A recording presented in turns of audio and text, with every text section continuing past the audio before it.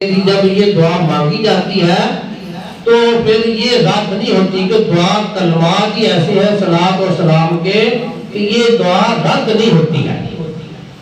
اور یہی وجہ ہے کہ علماء حضرات نے لکھا کہ جب بندہ جو ہے اللہ رب العزت سے دعا کرے تو اس وقت اس کا ادب کا تقاضا یہ ہے دعا کا کہ سب سے پہلے اللہ کی حمد و ثنا کرے اور اس کے بعد امام الانبیاء پہ درود و سلام پڑھے اور اس کے بعد اپنی التجا اپنی دعا آگے رکھے.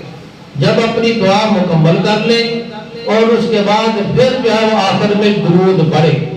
اب درود پڑھنے کے بعد پھر اس دعا کو اللہ کی ذات کی طرف جب اختتام کرے منتقل کرے تو پھر یہ دعا جو ہے وہ قبول ہو جائے گی. پھر یہ دعا جو ہے وہ قبول ہو جائے گی. اس لیے کہ درود اور سلام جو ایسی دعا ہے کہ جس میں قبول ہی ہونا ہے. جب درود اور سلام کی دعا نے قبول ہونا ہے اس نے رد نہیں ہونا.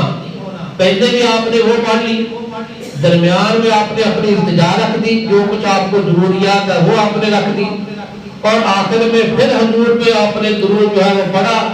تو اللہ رب العزت کی ذات جو ہے جب پہلی دعا کو بھی قبول کریں گے آخری الفاظ کو بھی قبول کریں گے, یعنی درود والے الفاظ جو ہے جب اللہ کی ذات ان کو بھی قبول کرے گی بعد والا درود بھی قبول کرے گی تو پھر اللہ کی ذات رحیم اور کریم ہے, وہ درمیان والے الفاظ بندے کی جو ہے وہ نہیں چھوڑے گی, ان کو بھی قبول کر دے گی. اور وہ بندے والی التجا اور دعا جو ہے یہ انہی درود کے تفاعل میں قبول ہو جائے گی. اس درود کے جو ہے وہ تفاعل قبول ہو جائے گی. حضرت عمر رضی اللہ تعالیٰ عنہ سے یہ بات منقول ہے, آپ فرماتے ہیں کہ کرے گا تو اس میں اپنا ہی فائدہ ہوگا.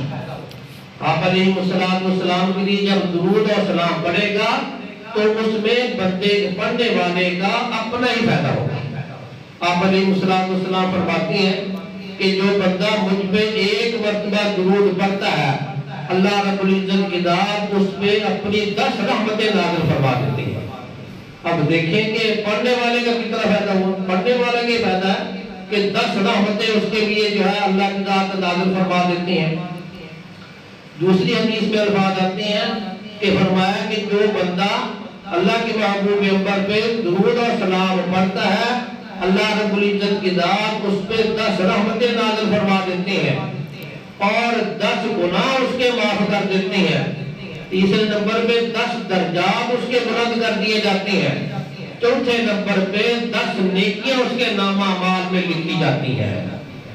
اتنا فائدہ ہوا پڑھنے والے کو کہ ایک تو 10 رحمتیں اللہ کی ذات نے اس پہ نازل فرما دی, دوسرے نمبر پہ 10 نیکیاں اس کے نامہ اعمال میں آ گئی, تیسرے نمبر پہ اس کے 10 درجات کو بلند کر دیا گیا اور چوتھے نمبر پہ 10 گناہ اس کے نامہ اعمال سے مٹا دیا گیا. تو یہ بھی پڑھنے والے کا فائدہ ہے. آپ علیہ السلام کی خدمت اقدس میں درود اور سلام پڑھنے والے جو لوگ ہیں ان کا اپنا پڑھنے والے کے لیے فائدہ ہے. آپ علیہ السلام کی اور حدیثوں میں بڑی تاکید درود پاک میں. سب سے پہلی بات تو یہ ہے کہ درود اور سلام کی تاکید قرآن نے امر کے ذریعے فرمائی ہے, نص قطعی میں یہ چیز موجود ہے. اور اس کے بعد حدیث رسول میں بڑی کثرت کے ساتھ اس کی جو ہے وہی اپنے تاکید موجود ہے, فضائل موجود ہے. آپ علیہ السلام ایک دن جو ہے بڑے حشاد بشاد چہرے کے ساتھ نکلے گھر سے.